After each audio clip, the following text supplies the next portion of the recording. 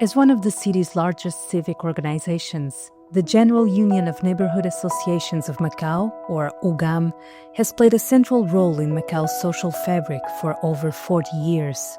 咁街坊總會咧係1983年成立嘅，咁成立咧最主要都係想集結我哋各個區嘅街坊會嘅一啲嘅力量啦。最主要嘅目的咧係希望咧係組織我哋嘅力量咧係推動澳門咧係順利回歸我哋嘅祖國嘅。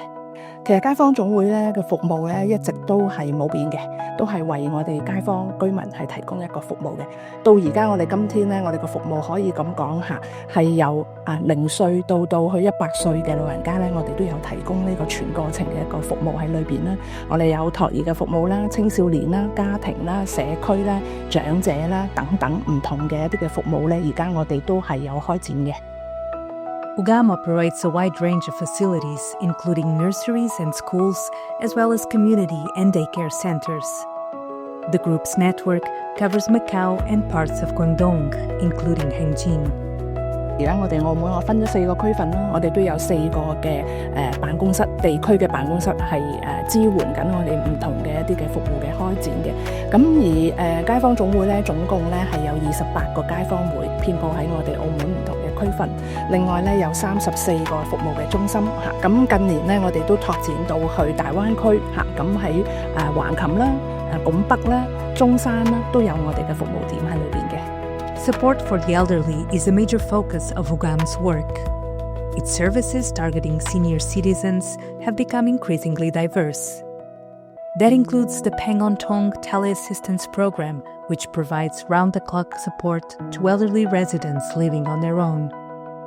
咁大家都睇到咧，近年咧就係我哋嘅老齡化亦都比較嚴重嘅。咁所以我哋喺長者服務上邊咧，我哋都會大力咁樣去推動唔同嘅一啲嘅服務嘅，包括係融入一啲 AI 科技嘅一啲嘅元素去裏邊啦。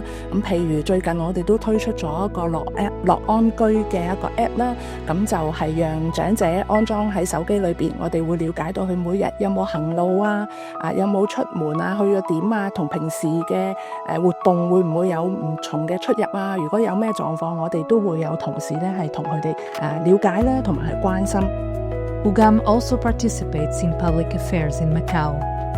The group plays an active role in government-led initiatives and is frequently consulted on policy-making priorities for Macau.